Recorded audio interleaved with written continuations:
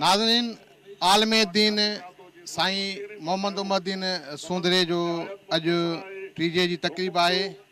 अचो त हिन तक़रीब में आयल उन्हनि उलमान ऐं मुख़्तलिफ़ इलाइक़नि खां आयल माण्हुनि खां पुछूं त साईं मोहम्मद उमर सूंदरे पंहिंजी ज़िंदगी में इंसान ज़ात लाइ कहिड़ियूं क़ुर्बानियूं ॾिनियूं आहिनि ऐं कहिड़ो किरदारु अदा कयो आहे। हज़रत साईं मोहम्मद उमर साहब सोहंदड़ो रहमतुल्लाह अलैहि रहमत वासिया, जंहिंजी उमिरि तक़रीबन 100 साल ते पहुतल आहे।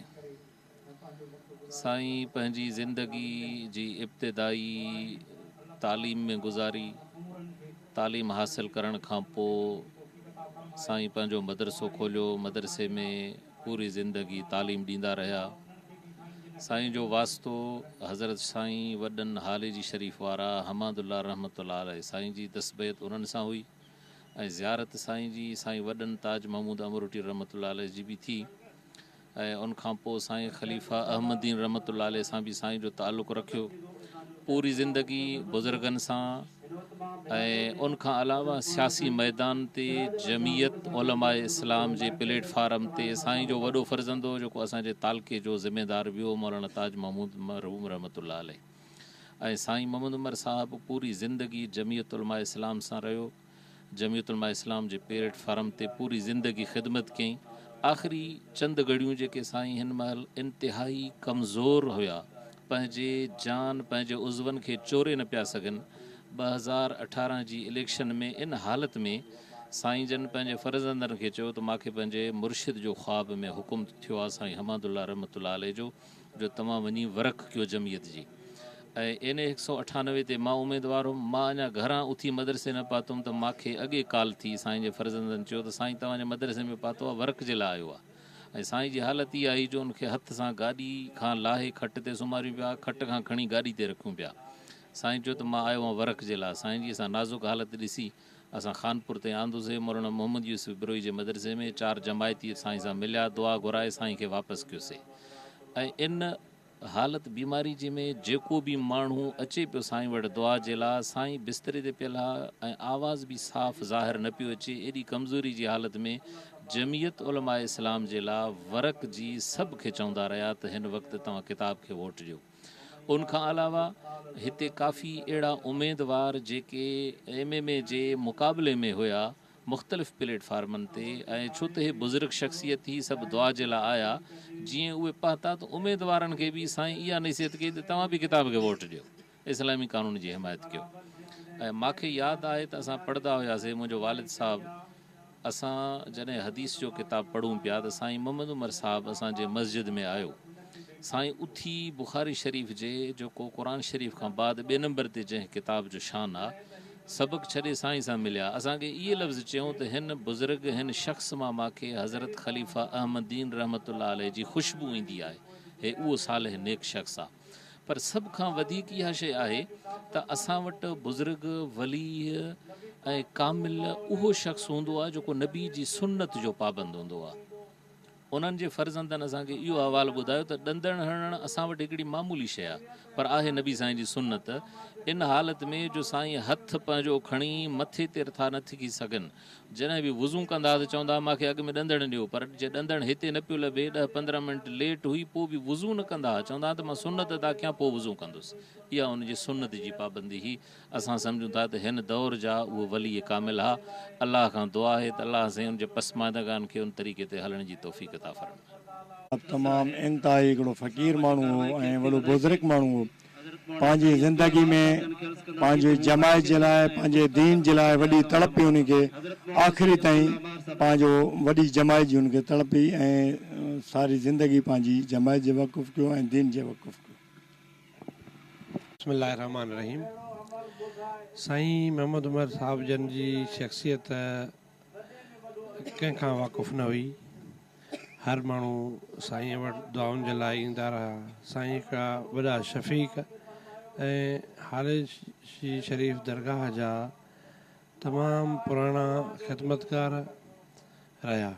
साईं जन जी पंहिंजी ज़िंदगी तमामु हुज़ूर अकरम सल्लल्लाहु अलैहि वसल्लम जे तर्ज़ ज़िंदगीअ ते हलण जी ज़िंदगी हुई।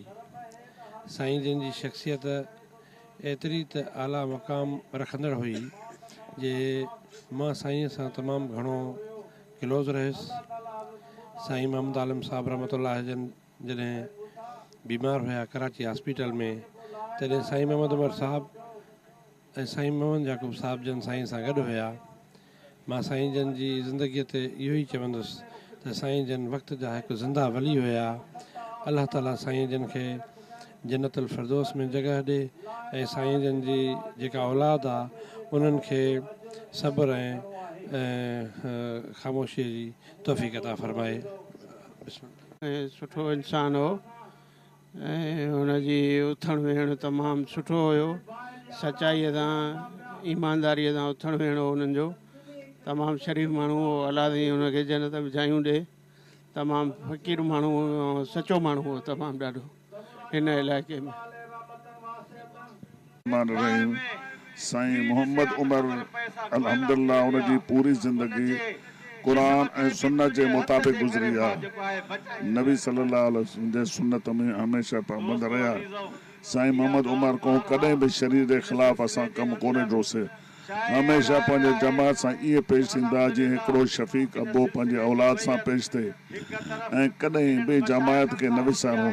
हर वक़्तु जमायत खे तलक़ीन कंदा अचनि पिया। जेके बि हुन वटि अचनि पिया उन्हनि सां वालिद वांगुरु शफ़ीक़ थी करे मिलनि पिया ऐं उन्हनि खे पंहिंजे दीन ऐं इस्लाम जे तरफ़ राग़िब कंदा।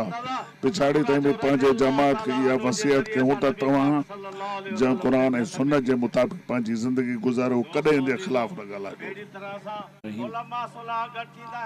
साईं पंहिंजी शख़्सियत जो मालिक हो। हुन सॼी ज़िंदगी अलाह जे रसूल जी ॻाल्हि कई ऐं उन सदाईं इन अहिड़े बयाबान इलाइक़े में वेही करे बि अलाह जे रसूल जी ॻाल्हि कई। जेको दीन जी हुन ख़िदमत कई आहे उनजी त बयानु करण खां मथे आहे, बयानु नथा करे सघूं। अॼु तव्हांजे साम्हूं आहे त एतिरी साईं महिनत कई आहे जो एतिरा माण्हू हुननि जे जनाज़े में शरीक थिया, एतिरा माण्हू अॼु हुनजे टीजे ते आयल आहिनि। इहा साईं जी शख़्सियत हुई जो हुन बेरिया थी करे हर माण्हू जी ख़िदमत बि कई।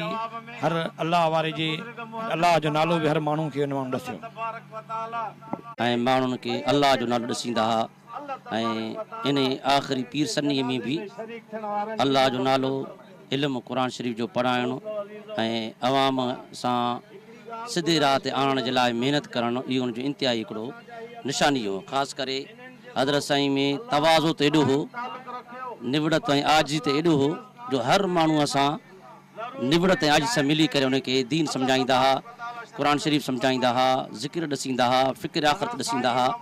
ऐं ख़ासि करे असांजे तालके खानपुर जे लाइ ईअं सम्झो त हिकिड़ा सोन जी हैसियत रखनि पिया।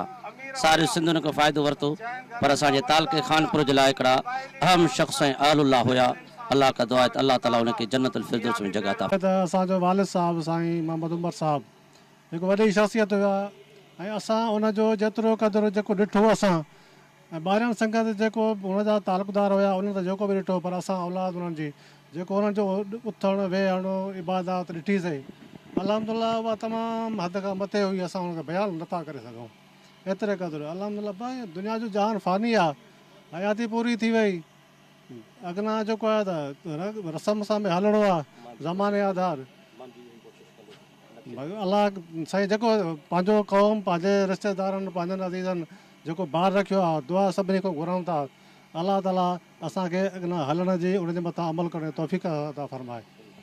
नाज़रीन, आलम दीन साईं मोहम्मद उमर दीन सूंदरे जे टीजे वारी रस्म में मुख़्तलिफ़ इलाइक़नि खां आयल उलमान, सियासी, समाजी, मज़हबी तंज़ीमनि जे उन्हनि अॻुवाननि जूं तव्हां ॻाल्हियूं ॿुधियूं जिन जो चवणु हुयो त साईं मोहम्मद उमर दीन सूंदरो पंहिंजी समूरी ज़िंदगी जमायत लाइ वक़्फ़ कई ऐं जमायत जे हवाले सां हुन 2018 जी इलेक्शन में बि NA 198 जे JUI उम्मीदवार मौलाना अब्दुल्ला पौर सां गॾु जेको आहे वर्क कई हिन पंहिंजी समूरी ज़िंदगी इंसानियत जे लाइ वफ़क़ कई ऐं इंसानियत जा जी ख़िदमत कई। कैमरामैन अली मुर्तज़ा नक़वी सां गॾु रहीम लाड़क, सिंधरी न्यूज़, कानपुर।